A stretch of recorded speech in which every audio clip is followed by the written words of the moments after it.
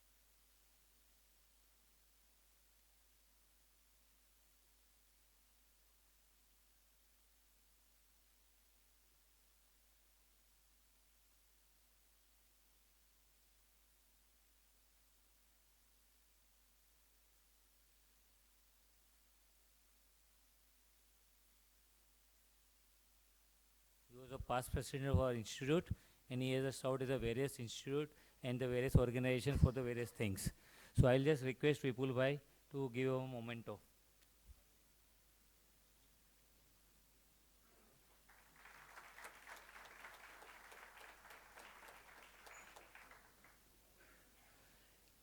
And benevolent fees visit also.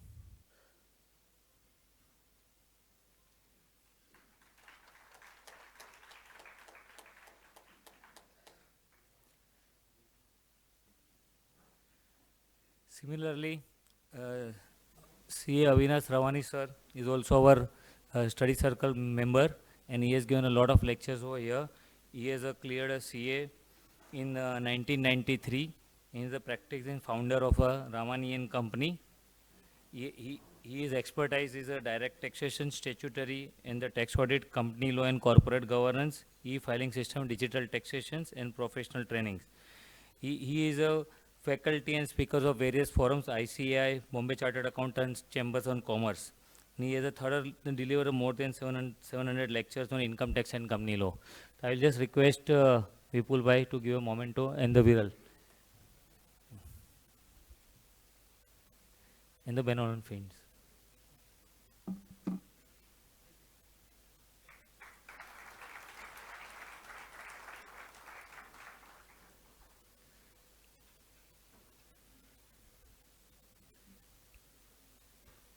I will request now Niyar sir to just take over the sessions.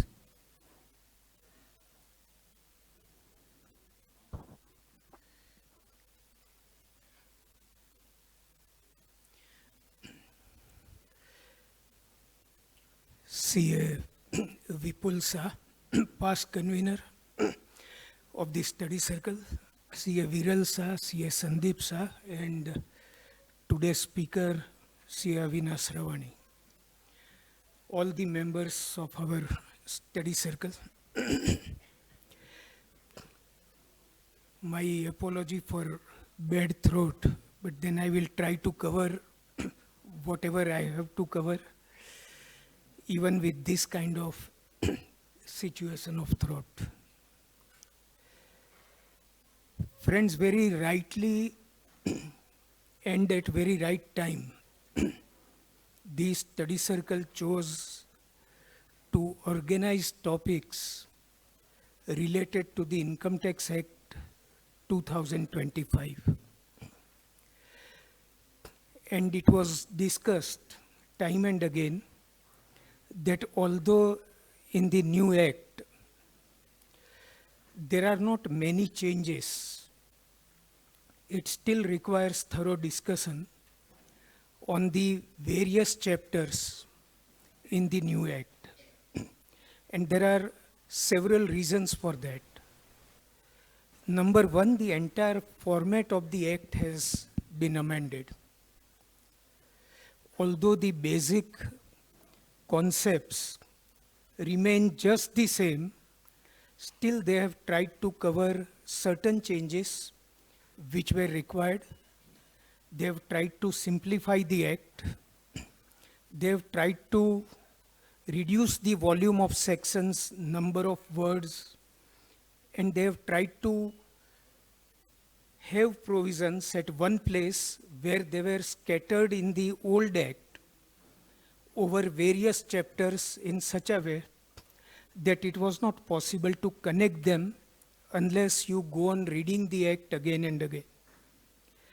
At times it was so happening that when you open Income Tax Act 1961 with the object of reading a particular section, you do not know out of the entire section which runs over 3 to 4 pages, how many provisos or explanations have been deleted, or which subsection is not effective from which date. So every time you read a subsection, you had to try to find out whether this subsection is still operative, or it is withdrawn, or its effective date has any sunset date. And it was becoming very difficult to interpret sections which were amended again and again over a period of so many years. Now in the new Act, what they have done is all those obsolete provisions which are not applicable at all, they have been completely removed from the Act. If I give example of scattered provisions, provisions related to charity trust were spread over various sections. Sections 11, 12, 13 deal with exemption provisions, whereas if there are certain kind of donations, or if there are certain types of defaults, then the rate of tax is given in section 115 separately. If you miss to see that, then you may continue with the exemption or apply the tax of rate which is normal and end up paying either less tax or more tax and commit a default. Now in the new Act, all provisions related to charity trust are contained in one schedule. So it is possible to connect all provisions related to charity trust. To give another example, salary. In salary income, although there were only 3 sections, section 15, 16 and 17, the rules for computing perquisites were separate in the rule book. Exemptions were separate in non-taxable income, section 10, and it was not possible to connect them very conveniently. Whereas now we have one salary chapter, and connected with that the schedules 2 and 3 are given together. So everything we find at one place, and there is no fear that you forget to see certain provision and tend to commit a default. So these are the advantages of the new Act, but at the same time, what they claim, that the entire Act has become very simplified. It is very easy to understand. I don't think it is 100% correct. Even today, the Act is equally complicated. And that is why what somebody said some years ago, that whatever number of attempts any government may make to simplify the tax law will never be simplified. It will remain complicated. And that is why today, for Income Tax Act 2025, Bhatia Hall is full, because everybody is confident that in spite of all the claims of the government, there are some hidden provisions here or there which will miss our eye and we may make some default. So let us understand this act thoroughly. Now, my job is to just give an overview, so I will cover 2 or 3 provisions which will illustrate how government has tried to plug certain loopholes, and how this law is not substantially different from the earlier law. Now, I will give you 2 examples where they have tried to bring the law in line with the government thinking. And I will give those 2 examples, and then we have all heads of income to be covered by a speaker, assessment to be covered by a speaker separately. So there is no need for me to go into every chapter and touch upon all the points. Now, in income from business or profession, we have the provisions for computing business income. And then we have separate provisions in the current law in chapter 6 for carry forward and set off of losses. One provision for carry forward and set off of losses, which we cherished for many years, was the law related to amalgamation of companies. We remember section 72A provides that when a company amalgamates with another company, and if the amalgamating company had brought forward losses, for the amalgamated company, these brought forward losses will be treated as the losses of the previous year in which amalgamation takes place. So put it with example. Take an example, X Limited is amalgamating company. It incurred loss 6 years back, and it is being carried forward because it is allowed to be carried forward up to 8 years. So if 6 years have expired, now this loss has only 2 years life left up to the 8th year. After that, it will lapse. So what we used to do, we used to read section 72A again and again, and then we used to refer to the case laws.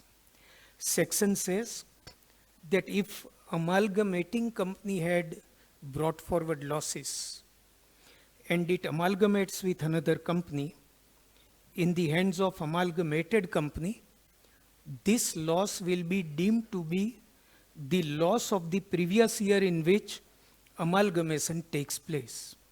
So if the amalgamation takes place in 7th year, this loss which was incurred by amalgamating company 6 years back becomes the loss of the 7th year. If it becomes the loss of 7th year, it will get further lease of life of 8 years. And that is why many companies used to get amalgamated with other company, where the company found that on standalone basis, I will not be able to absorb this loss after the 6th year in other 2 years. It will lapse after 2 years. So let me amalgamate with another company fulfilling all the conditions of section 72A. So this loss will get new life of 8 years. This is how we used to plan. Now the new law says that if amalgamation takes place in 7th year, the 6-year-old loss will be allowed to be carried forward in the hands of amalgamated company only for the balance 2 years which are left. It will not get new life of 8 years. I think this was the intention even under section 72A. But the language was such, and it got unnoticed, and as a result, whenever the department went in appeal, the tribunals and courts gave judgment in favor of taxpayers, the amalgamated company, that it gets new life of 8 years. Now this provision has been amended, or rather has been drafted differently in the new law. And we will have to remember that this planning has a sunset clause of 31st March 26. After that, we will not be able to plan amalgamations the way we used to plan in the past. I will give you another example of such new provision which changes the old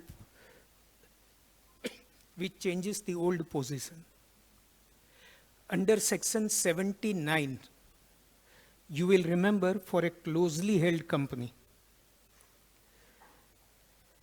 if loss is incurred in 1 year and loss is set off after some years, after 2 years, 3 years, section 79 provides that at least 50% of voting power of the company should be with the same shareholders who had voting power in the year in which loss was incurred as in the year in which the loss is sought to be set off. Now here also we used to plan the affairs in such a way that we used to circumvent this provision. Let me give an example. Suppose X Private Limited, which is a closely held company, incurred loss 5 years back. And after the loss was incurred, the company felt that it wants to change shareholding.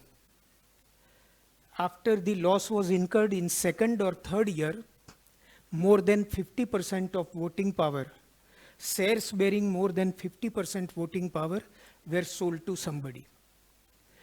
Now the company realizes that since more than 50% voting power is not with the same persons, this loss will not be allowed to be set off in future.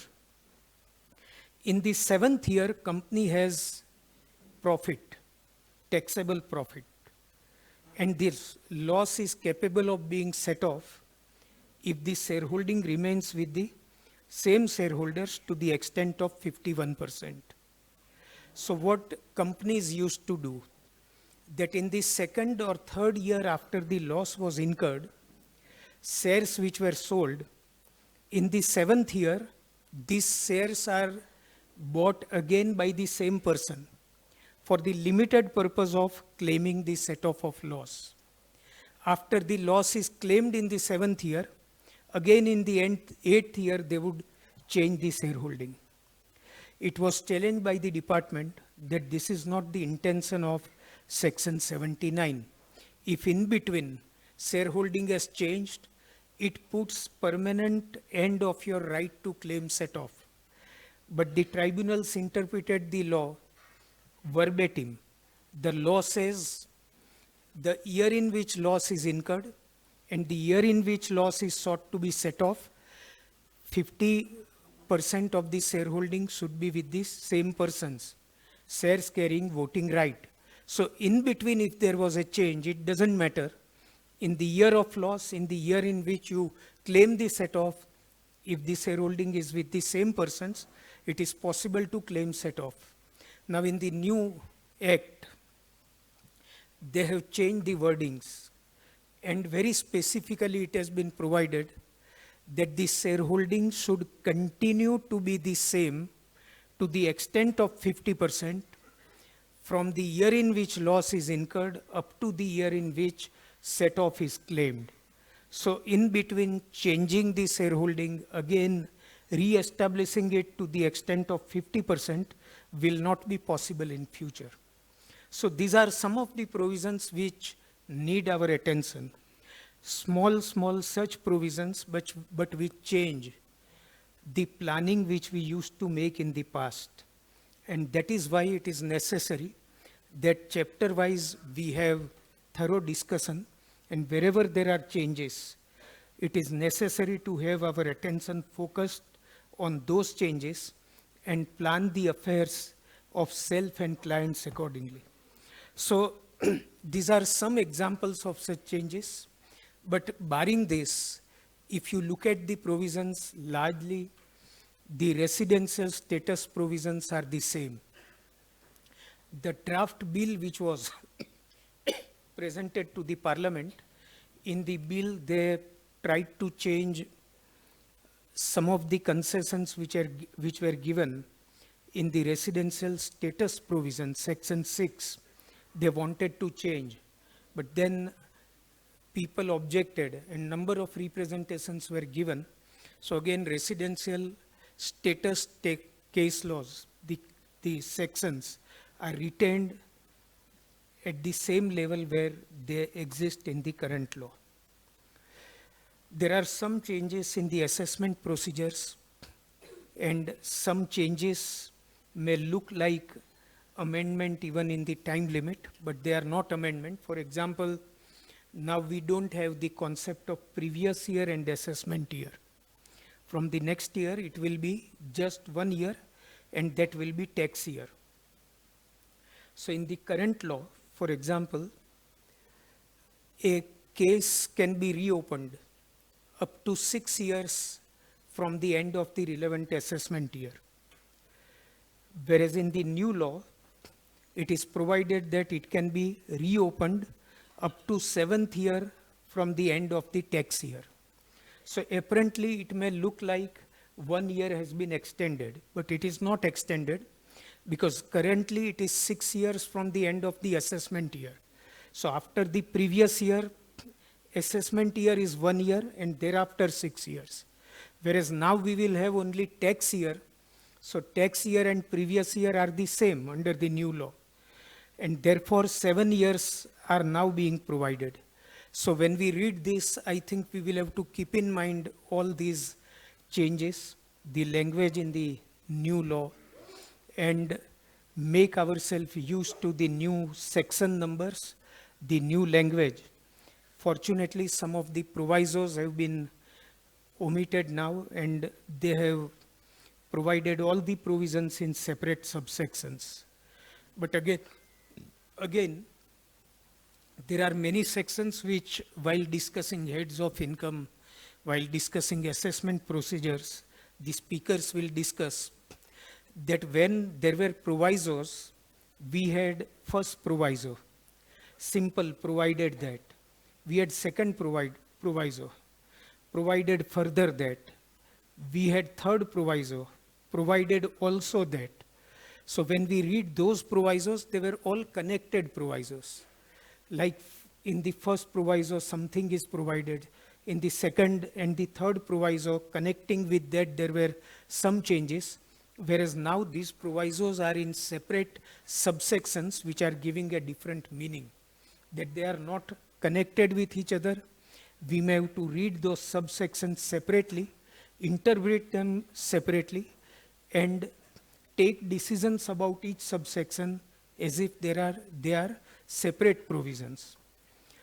Explanations have been removed. Most of the provisions are in subsections only, so that will be more convenient to read. Except for that, particularly now, many provisions which were in the form of complicated formulas given in words, those formulas are now given in tables. So with illustration, they are explaining how a particular exemption is to be computed. Particularly in transfer pricing provisions, so many provisions which were very complicated, which led to a lot of decisions in favor and against. They are now contained in tables, explained with example as to how comparables will work, how the calculations will work, how the safe harbor rules will work. So all these will go to simplify. When we used to read double tax avoidance agreements, we used to always feel that it is very easy to read India-US treaty, because in this treaty, in the memorandum explaining the treaty, number of examples, numerical examples are given. In the same manner, now in tables we will find number of numerical examples are given. So that will be the advantage. We will not have to search for or read a provision again and again to find out whether we have understood the provision correctly. So these are the changes which are sought to be effected in the Income Tax Act. One thing which again is hanging on our head is that the concept of changing the provisions every year with the budget by presenting finance bill has not been changed. So what we are learning today in December and January, we do not know whether on 1st February some of these discussions will again require discussion. So it depends on how the FM changes the law again on 1st February. It is expected that for first 2 or 3 years, probably they may not carry out many changes. But the old culture of effecting changes, every time reviewing the provisions, finding faults, and taking inputs from the tax officers, I don't think these habits will die soon. They will die hard, and we will have to keep discussing the budget provisions every year. So with this, I again thank the study circle for inviting me to just give an overview. And overview should not take so much of time that the main provisions don't get time. So let us start with the first session. We have very learned speaker, Avinash Bhai, and he will deal with the provisions of the Income Tax Act one after the other. Thank you so much.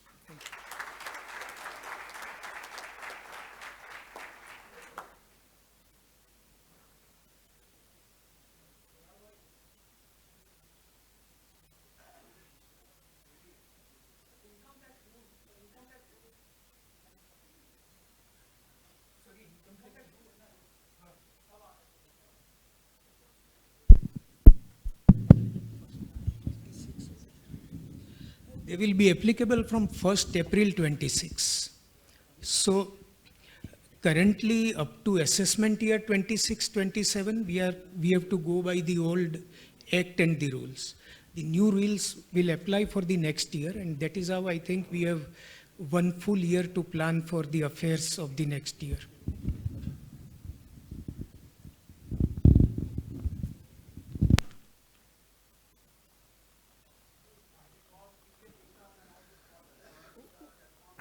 One biggest question is there that Act is going to be made applicable from 1st April 2026, and budget is there on 1st February 26. Whether there will be amendment or no, that is the biggest question.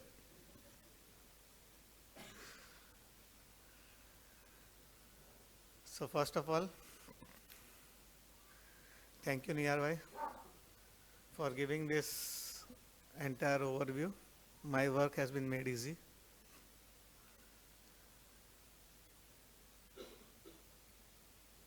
I have to speak on sources of income.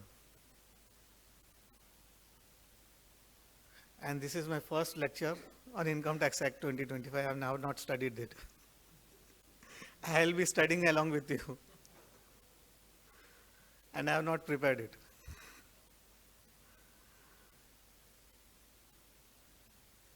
So first thing, what it is there that Income Tax Act 1961 made effective from 1962, we all know it. We have been dealing with since the Act. We all know filing the returns, everything, what is income, where income we have to disclose, what source is there.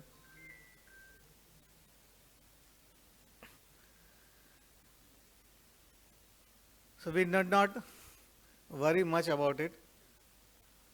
Sources remains the same. Disclosures remains the same. Provisions remains the same. There is no change in it. Only the language,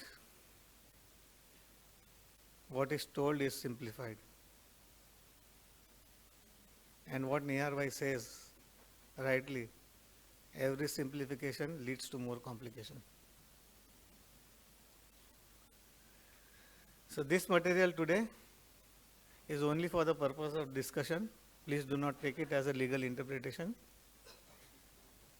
What it has been prepared, it is prepared on a short notice. And what you come across is, and you want anything, we will be using it for the purpose of discussion. The key differences basically in the Income Tax Act 1961 and 2025 is that earlier it had 700 plus sections and rules, which is now said to be with 536 sections. With a clear simplifications, and the concept of the previous year and assessment year is now been termed as a tax year. And if you see that when you are paying the income tax now, advance tax and all, what you have started paying it, it comes as a tax year for the assessment year 26-27. It doesn't comes at a tax year. Anybody have marked it on the website? It comes as a tax year now. This is the biggest change. It has already started.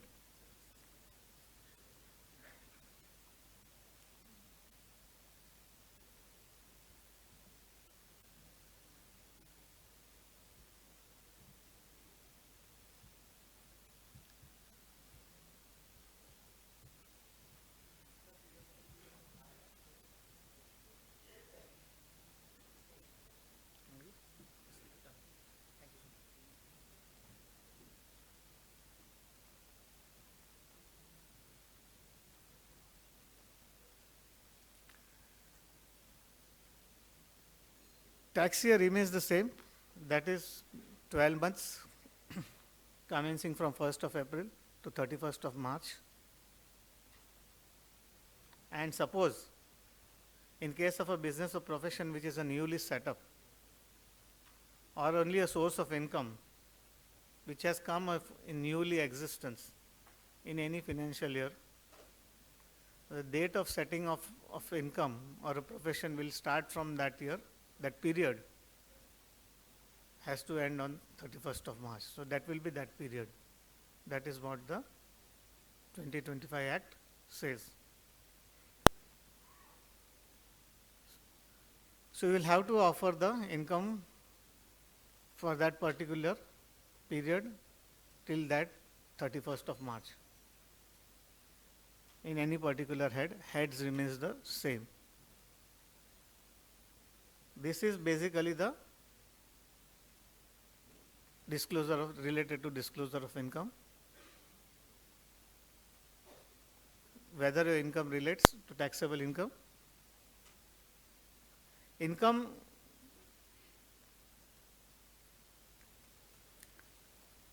whether it is includable, exempt income, taxable income, not includable income, whatever was there in the 1961 Act, same remains in 2025 Act also.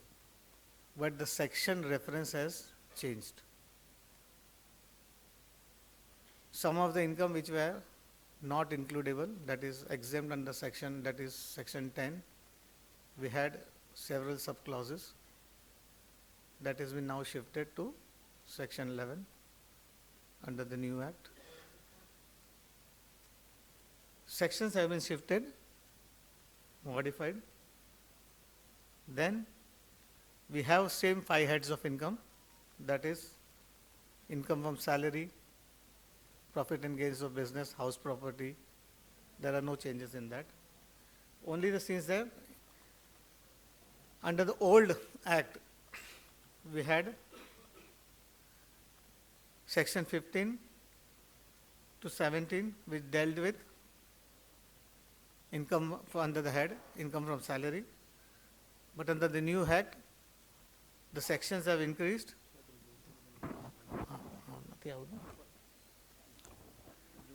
Section 15 to section 19.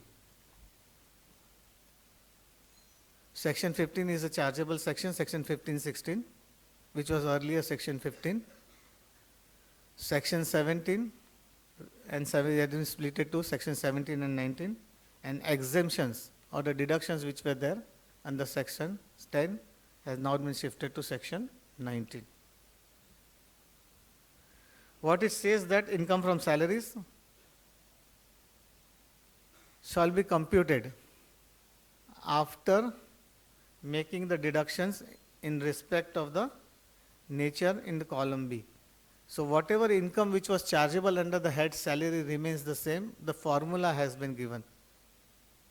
That what will be forming a part of salary, what will be includable in the part of the salary, whatever you get from an employer, a person who is working, who is in employment, getting a remuneration, what has to include in a part of salary. What we had under the 1961 Act, in the same way, that will form a part of a salary. Then, in that, the sum paid by the assessee as a tax on the employment as per Article 276(2) of the Constitution is leviable under any law. Suppose if an employer pays any tax on behalf of the employee, which was already there in the earlier act also, that will be added, but in certain classes of employee where it is exempted, they will not be included. Standard deduction, that has to be deducted, because standard deduction earlier also, in the earlier act it was available, same way it is available in the new act also. 50,000, 70,000, 75,000, that is which scheme you adopt, same way it is available here also. Then gratuity deductions, these all have been embedded now in section itself. The gratuity working formula has been given. That is to what extent the gratuity will be allowable as a deduction. And for that, the working has been given in subsection 2G.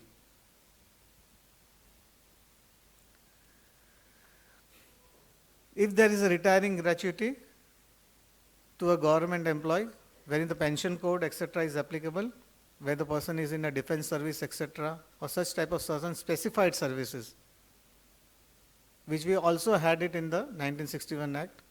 Similar way, the these services have been defined here. What nature of services are there, for them what amount will be exempt, that is also given here in the Act. Then as per the 1972 Act, payment of gratuity, how much amount has to be claimed as exempt. Here the formula has been given, how much gratuity you can claim exempt. The working has been given, the formula has been given, how you have to arrive at the deduction. When you get a gratuity, that has been given. Then suppose if a person retires at that time, if he gets the gratuity, and during the employment, suppose he becomes incapacitated, he cannot work further, and at the time if the person is getting the gratuity, or if his employee, if the time employment gets terminated during his service, then also at that time if he gets gratuity, then what type of, how much amount he will be getting as an exemption.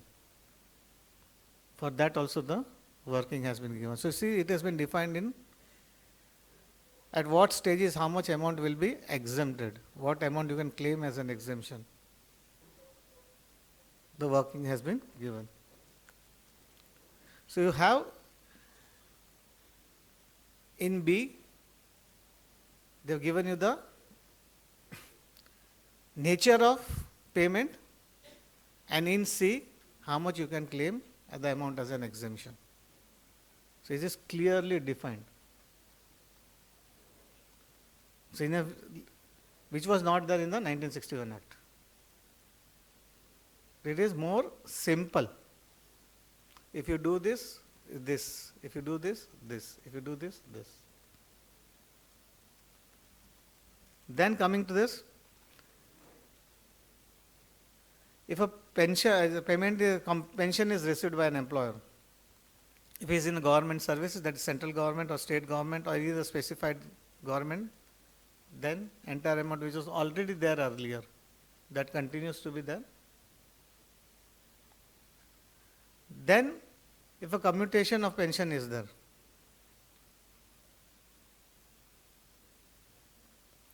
Then again we had in 1961 that suppose he has received a gratuity, then to certain extent pension will be allowable. Thereafter, if he has not received gratuity, then certain amount will be allowable. There is a formula which was there in the 1961 Act. Similar way, here also the formula has been given. 1/3 of the pension, etc. If he has received the gratuity.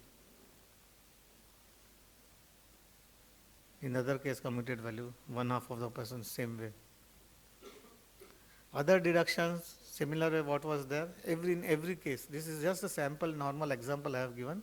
Because if I start speaking in each and every, if I take each and every item, time is not going to permit me. I am just giving you an overview of this.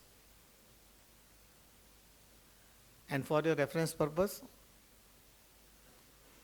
our direct tax committee of the institute every Thursday is conducting a lectures on this income tax act. Is already started between 2 to 4 p.m. You can log in at the ICAI TV. On each topic, we are conducting the lectures. You can attend it online and you can attend it and you all can see the lectures on each topic. Only because here we will be giving at our study circle, the overview will be there, it will be a detailed analysis by section it will be there. So that will add up to your value.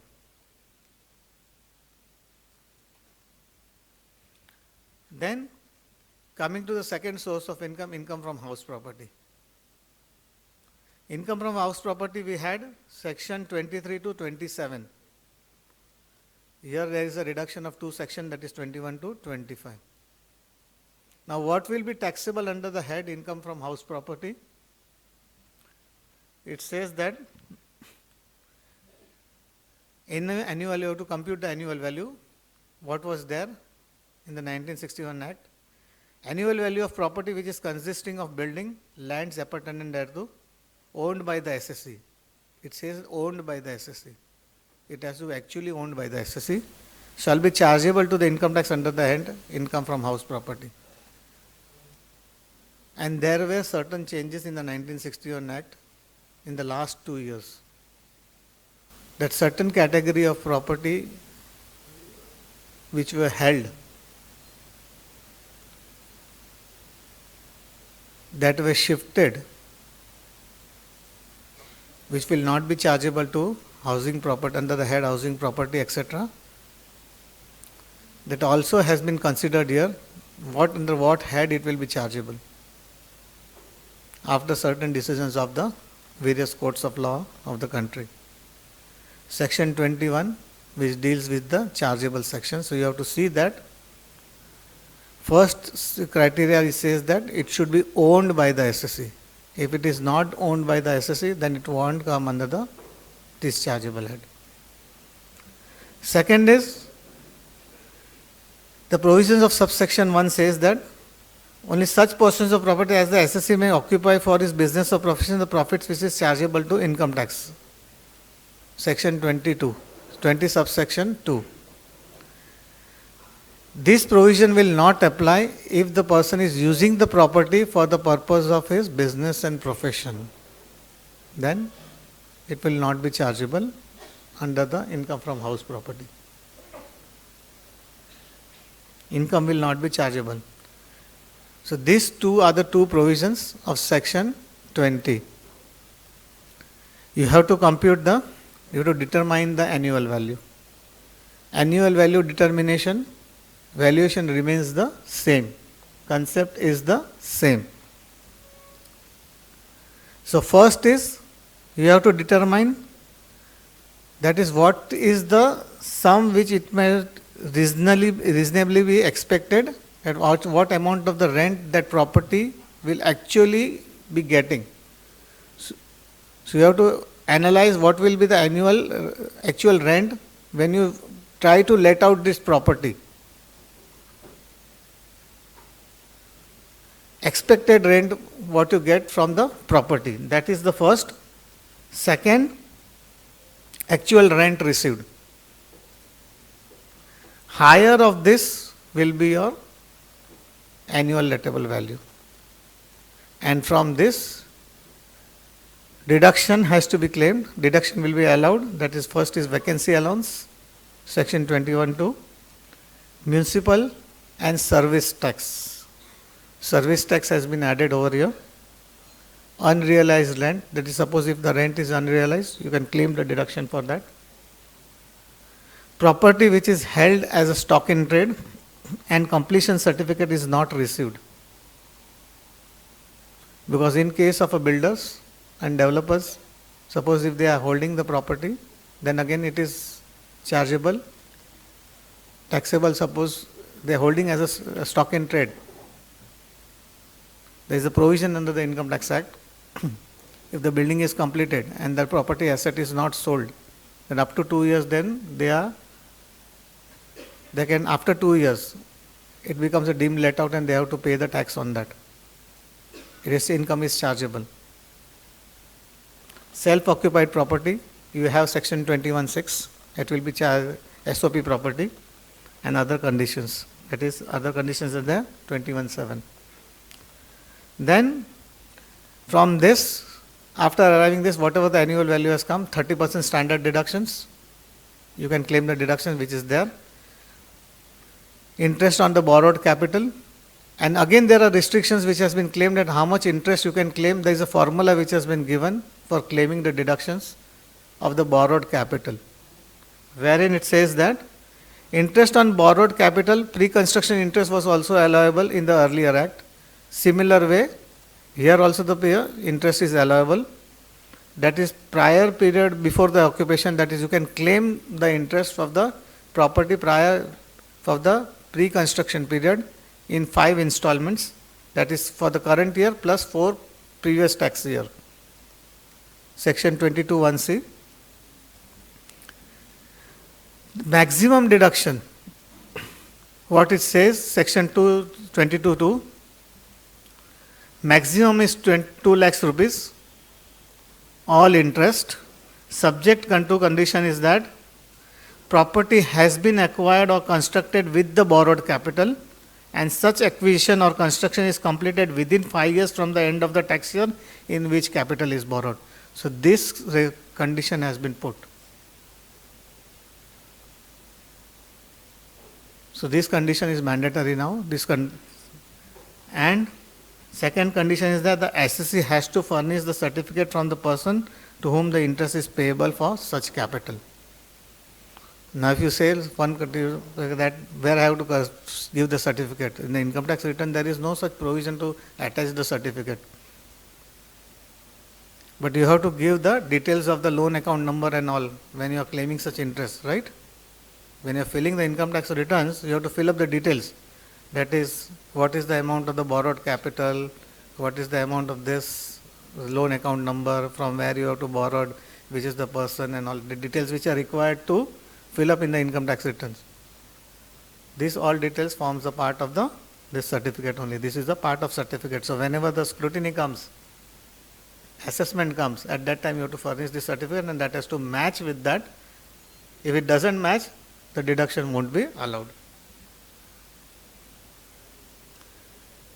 And this deduction is allowed after computing, means whatever you have allowed.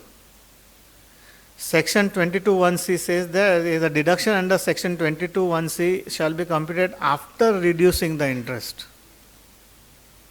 So see, the formula has been given that is working, you have to follow step by step. So now your ITR, which is going to be released, it says that in January, month of January, the ITR will be released. Let us see whether it comes or not. So in January month, now you have enough time of 3 months to work on this, whether these all systems are working properly or not. You can download the ITR, you can put the working, you can see the working, whether this formulas what they have told, analyze it. You have 3 months time, analyze the return properly, working properly, and see that these systems are working properly or not. So this is basically in any other case, suppose if this conditions does not comply with, you do not fulfill with this criteria, then your this interest allowable will be 30,000 rupees only.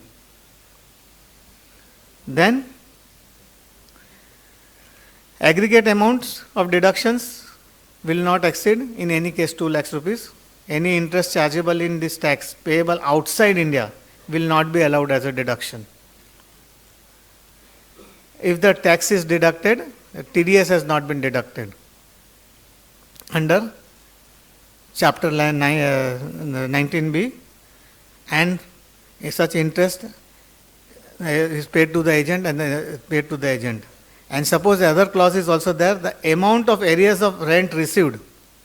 Suppose now if you have claimed unrealized rent as a deduction, and in future suppose you have received that unrealized rent, after in the subsequent year you have received that unrealized rent in future, then you have to offer that income as a tax. But in that case afterwards you may not be holding that property. Then you may say that I am not holding the property, so now I am not liable to pay the tax on that. No, it says, the provision says that section 23(2) and 23(1) says that in that year when you have realized that rent, even if you are not the owner of that property, you are liable to pay the tax on that property because you have already claimed the deduction on that. So this is what the provision says that. Then if the property is co-owned and with the definite and ascertainable share, the co-owner shall not be assessed as an association of persons. Then they will be the house property will be the specific share. Based on the specific share, the income will be assessed. Then section 25 says that an individual, now suppose to transfer the income in other persons,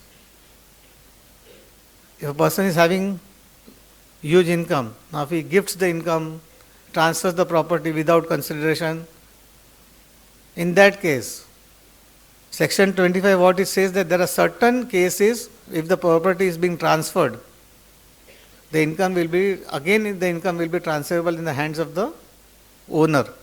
In such a case, it says that individual who transfers without adequate consideration any property to the spouse, except under the agreement to live apart, or minor child other than the married daughter, even in that case, income will be chargeable in the person's hand.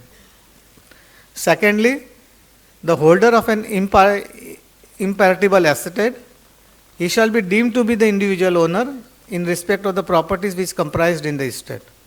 In that case also it will be chargeable in the hands of the original owner.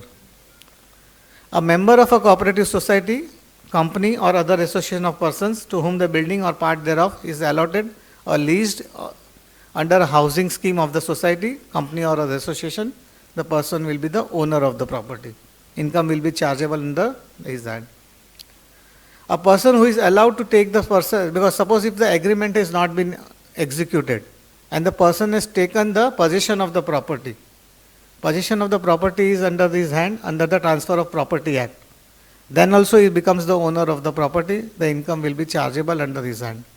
He has to pay in his receiving the income will be, he has to pay the tax in the hand. Then the subsection E says that a person who has acquired any rights, excluding any rights by way of a lease, from month to month or a period not exceeding 1 year in any building or a property by virtue of sale or exchange or original or extendable lease which is not less than 12 years, then also income will be chargeable under his hand. Then accruing or arising from any transaction by any arrangement with any cooperative society, company, association of persons, and is enjoying the property,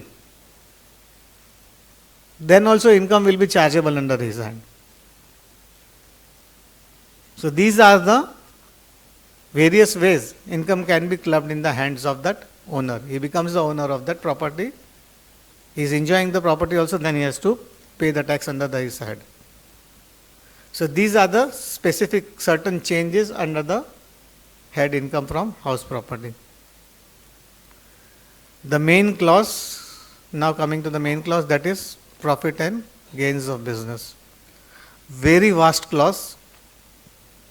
It requires almost around 3 hours discussion. But I will cover only specific sections where there is a changes. Rest all remains the same. We had almost around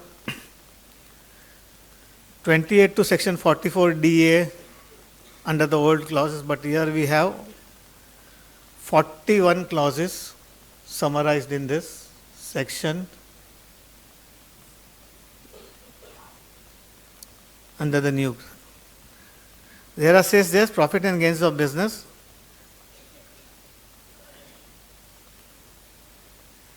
Section 249 1B of the 2225 Act says that it has eliminated clause by clause references and it has incorporated 26(2)(e). Is now all export benefits, that is export benefit, we had several other clauses, now all export benefits has been combined and says that now all export benefits will now be clause chargeable under the head of the profit and gains of business. This is the main addition in the head of the profit and gains of business, and it has removed all the ambiguities which were there, whether that export benefits which is taxable or non-taxable. So what type of export benefit? It says that any cash incentives, any cash benefits, any drawbacks will now be forming a part of income from profit and gains of business of profession. This is the main biggest change under this head. Second biggest change is in the depreciation. In depreciation, what it says that section 33(8) subclause C says that when a new machinery is acquired and it is put to use, the first word has been added, which is the main change. First machinery, first use. First word is added.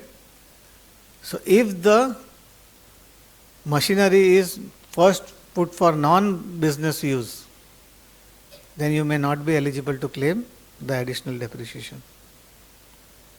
This is the another biggest change.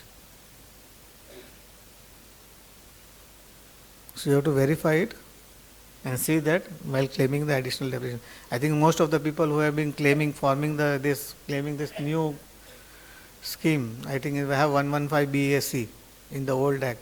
They are not eligible to claim additional depreciation. So for them it won't be there, but still those who are eligible to claim additional depreciation, they would have to see that, verify it. Then section 29, that is you had for claiming that employee related deductions, that is employee PF, labor welfare fund, etc., etc. There were separate clauses for claiming this deductions. Now they have combined everything in a single clause, that is section 29. Section 29 combines all your employee related expenses in a single clause.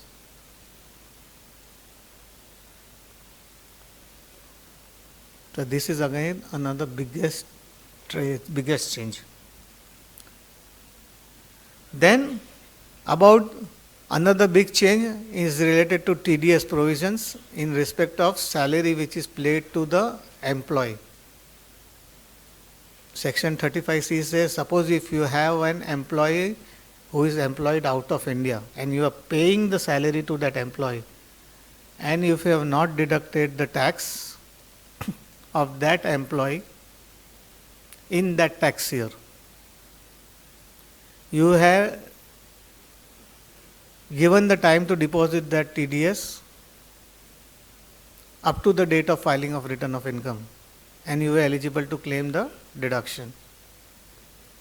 But now the provision says that you have to deposit the tax within that tax year, then only you will be eligible to claim the deduction, otherwise you cannot claim that as an expense. This is the another change in case of a non-resident employee. Then, second change about section 43B, that is 1961 Act. Now, the new section 37 mandate that certain expenses must be deducted only upon the actual payment. That is, you have to give the payment of evidence. That is, those people who are doing the tax audit. People are doing the tax audit or no? Yes or no? Yes. Bread and butter of the chartered accountant, right? Was, nahi, is. So in that date, in the tax audit form, you were mentioning the date of payment. Verification was done or no? The payment of evidence is required to be given, right? One of such was that payment of bonus. Certificate is required to be taken from the management, and it has to be verified with the books of accounts. So when the scrutiny comes, you are required to give the document. So that is forming a part of our audit evidence. So that it says that payment of evidence has been made mandatory now. So you have to give that payment of evidence has been mandatory. So whatever you are claiming this, section 37 says that payment of evidence is mandatory now. Another biggest change is about maintenance of books of accounts. Now, who has to maintain the books of accounts? Again, it requires a 1 hour discussion. But a simpler thing is that if the income or gross turnover of a person exceeds the threshold limit, they are mandatorily required to maintain the books of accounts. Another biggest change.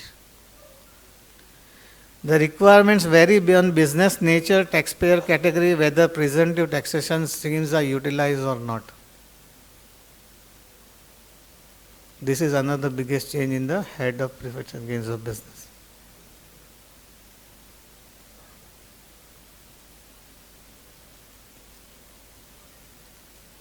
Second biggest change is about maintenance of books of accounts on the computer system. Section 261E has defined what is computer system, what is virtual digital asset, section 261J, what is asset, 261B. Everything has been defined. So whenever there is a search, seizure, whatever these things has been defined, you have to see that what is there. Everything has been defined now. Asset includes money, bullion, jewelry, virtual digital assets, valuable articles, property, holdings both in physical and virtual form. Virtual form includes all your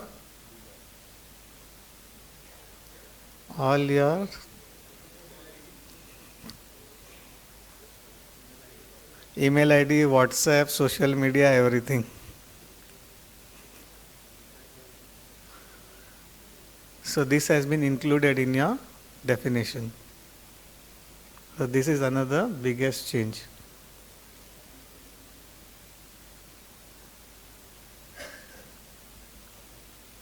So these are the minor changes in profit and gains of business. Another you can study, because book has been, I think we are circular, our institute has come up with the book, that what are the clause by clause analysis. You can just refer to that. Then coming to the capital gains part. Capital gains, that is 45 to 55A was there in old act. We have section 67 to 91. So here broadly what it has been done, everything has been brought into sections. We had subsection is as 45A, 45B, etc., 54, 54A. Here it has been converted into sections. Taxability remains the same. Basic concepts remain the same. Long-term asset, short-term capital asset, long-term capital gains, short-term capital gains. There is no change into that. That is any asset which is held for shares. If it is held for long-term, 12 months it becomes long-term. then long term, any other than shares, that everything remains the same. No change is that. Only basic change which has been done, that is chargeability section, section 45. Any profit or gains from transfer of capital asset will be chargeable under the head capital gains. Now what is there? Capital asset is defined. Certain things which has been new inclusions are there. That is, if insurance receipts are there for destruction or damage of any capital asset due to natural disasters, riots, fire or enemy actions are deemed capital gains. That is, uniform treatment has been given for transfers across all assets classes. This is the change in this. Second, when there is a distribution of assets on liquidation, shareholders who will be receiving assets on company liquidation will be taxed on as capital gains with cost of acquisition rules aligned to new definitions. This is another change. Then certain transactions will not be regarded as transfer. That is section 47. That is covers reorganizations, gifts, HUFs, partitions, etc. That is under this. The new additions are that is beneficial ownership test. That is, if there is a ownership changes substantially, exemptions may be denied. The definitions of the relatives that was there in the 56 to 10. There is certain changes, means not changes basically, they have clarified it. The definitions of the relative, what will be the definition of the relative for the purpose of this. Then the computation method under this section have been given in section 48 and 49. Computation of capital gains, how you have to compute the capital gains in respect of each category of assets. Indexation benefit, as you are aware, now it is only available to the resident SSC in respect of the house property which is acquired prior to 23rd July 2024. That continues, there is no change in that. Cost of acquisition rules for asset received via gift, inheritance or exempt transfers remains the same. That is, now there will be higher tax burdens for bonds, debentures, or financial. Then specific computation rules, that is section 50, that is for the depreciable assets, they are retained. There is no change in that. In section 51, suppose if advance is received for any transfer of assets and if that advance is forfeited, there is a clarified treatment. Clarification has been issued for that. Then about cost of improvement, definitions has been given. What is the fair market value? What has to be taken? What will be considered as a fair market value? Has been defined in section 52. So this is just to avoid the litigations.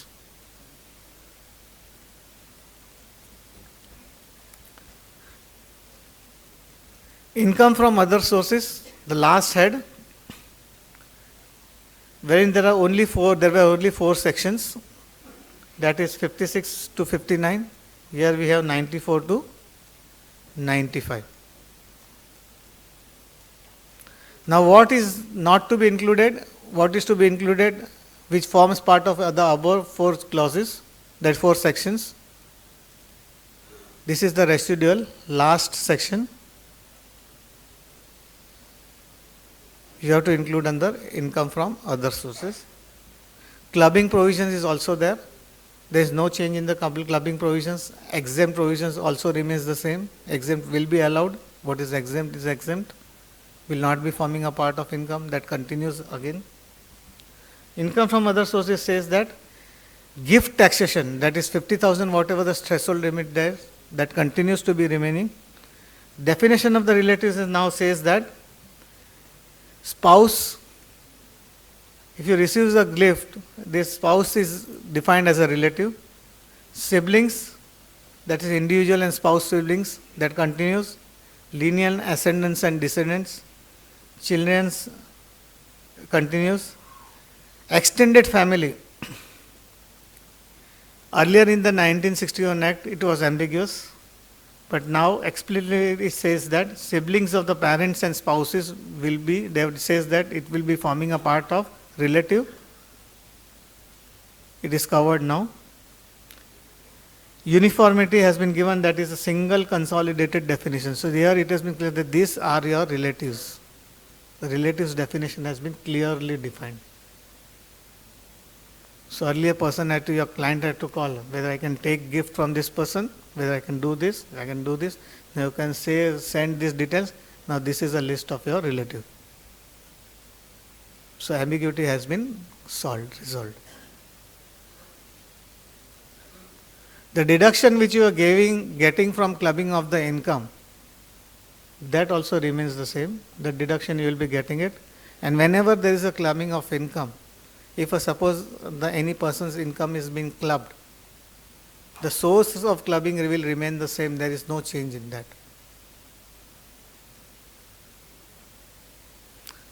Suppose the income of any minor is received from the income from house property, has to be clubbed in the income from house property only. That source remains the same.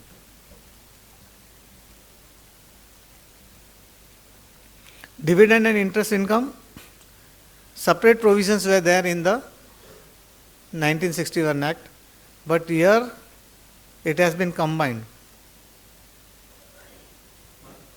It's given that when you file the income tax returns, when it will come, it will show the income from other sources. It will be a single source over there to disclose the income.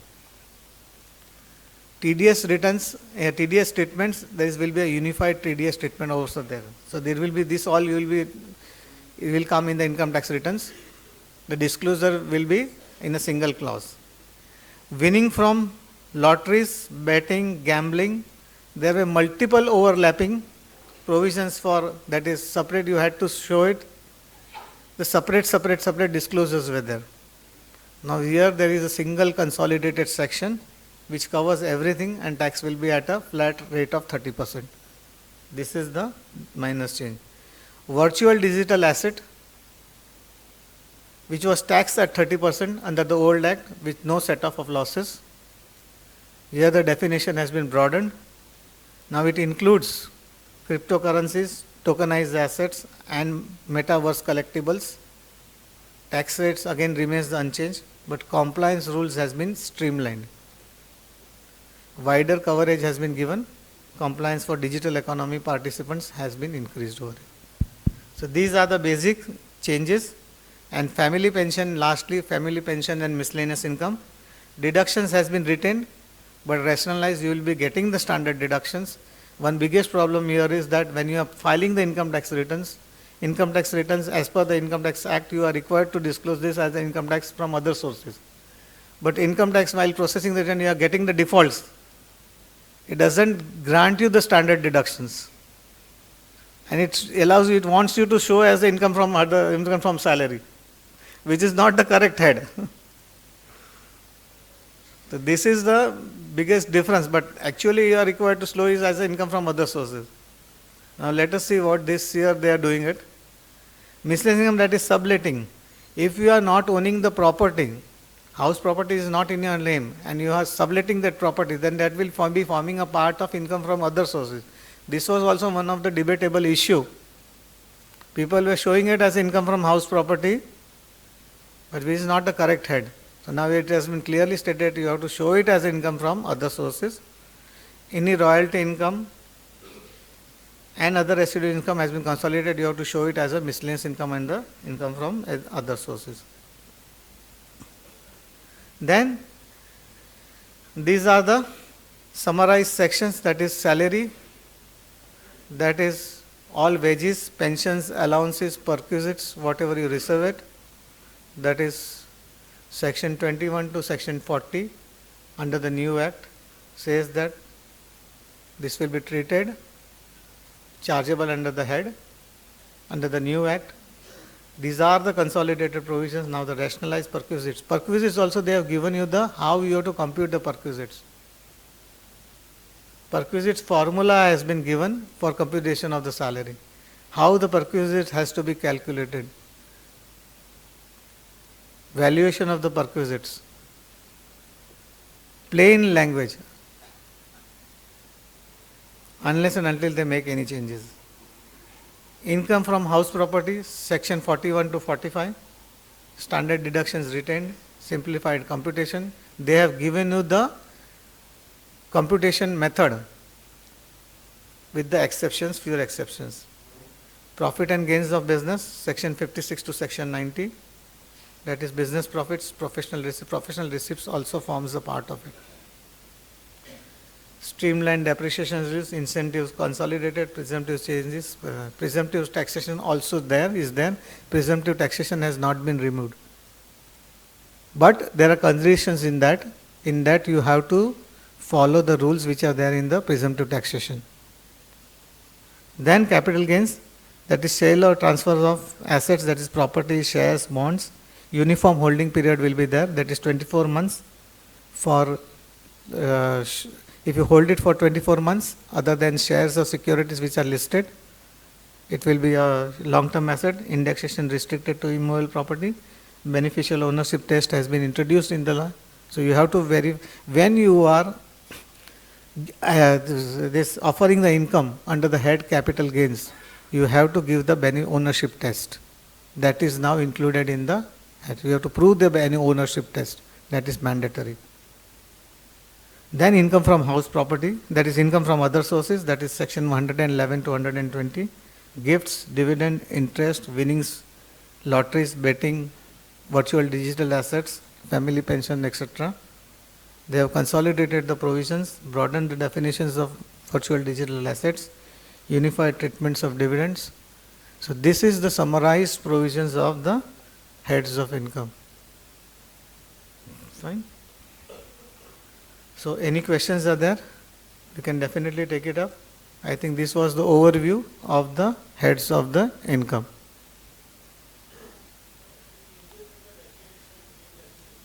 Main definitions, there are certain definitions. I think almost the definition, only sections have been changed in that. Whatever related to this income was the definition, I have already given it to you. What changes are there in that? Excuse me, sir. Yeah. In your slide, you said 43B, the payment of evidence is mandatory, but in your slide, it is written it is not mandatory. So what is the exact provision? One minute. Can you please repeat? I just missed this question. In section 43B, you said that the payment of evidence is mandatory, but in your slide, it is written it has been removed. So what is the exact provision? Provision means basically payment means when the details what you are filling it up, that is required to be maintained, means you have to mention it in the ITR, you are giving the details. So when at the time of the scrutiny, when it comes, you have to submit the details whether that payment has been made or not. Okay, so payment has to be made. Yes, payment you have to submit the evidence. Suppose proof has to be given whether the payment has been made or not. You cannot just say that payment, you just without submitting the evidence, you cannot the payment has been made. So same like house property. Yes, definitely. You have to prove the payment. Okay.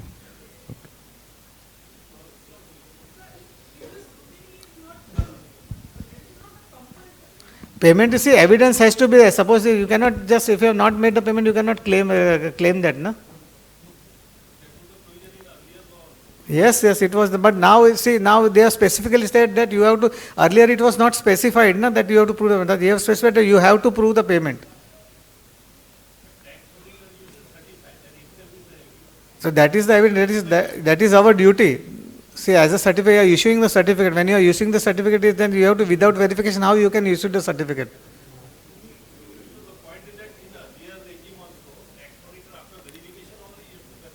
Yes. So when you are issuing a certificate without verification, without verifying the evidence, how you can issue the certificate? So now in the Act only they have said that you have to payment of evidence is required. In the Act they have said that now this is mandatory to give the payment of evidence.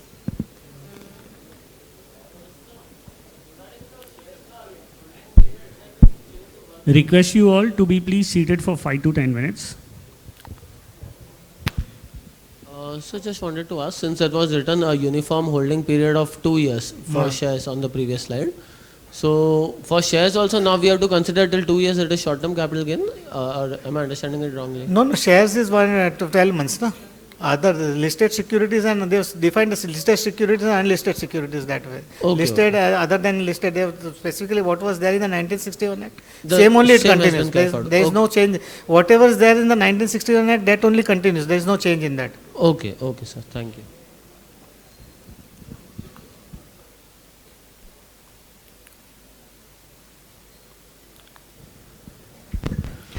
Sir, the section 10, which was there in the earlier erstwhile act, what is the new section where all these exempt incomes are I think listed? section 11 is the. Section 11. Okay, thank you.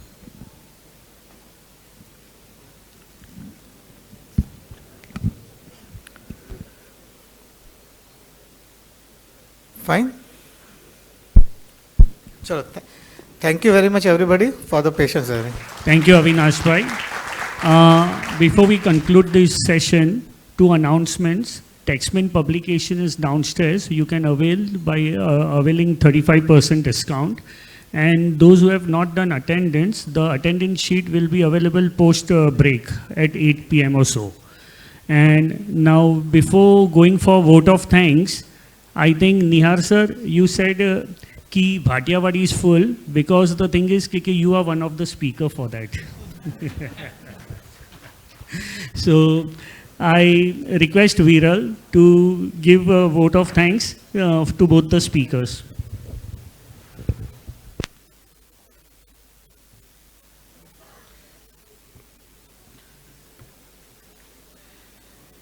Thank you so much, Vipul sir, for giving me this opportunity to extend vote of thanks to our today's speakers. First of all, I would like to thank Nihar sir for coming here and starting our 3-day series on the new Income Tax Act. On behalf of the study circle, I sincerely thank Nihar sir for the insightful overview of the new Income Tax Act and for simplifying complex provisions into clear and practical takeaways. The session was crisp, relevant, and extremely helpful in understanding the key changes and their implications for our professional practice. We truly appreciate your time and expertise shared and look forward to more such enriching interactions. With this, I would request everyone to please extend a well-deserved vote of thanks for Nihar sir. For Avinash sir, thank you so much, sir. I sincerely thank you for delivering a clear and a structured lecture on the heads of income under the new Income Tax Act. The section-wise comparison with the earlier law has greatly helped the members gain a clearer understanding of the changes and the overall framework under the new Act. We truly appreciate your time, effort, and valuable knowledge shared with us. With this, I would again request members to kindly extend heartiest vote of thanks for Avinash sir. We break here. Thank you.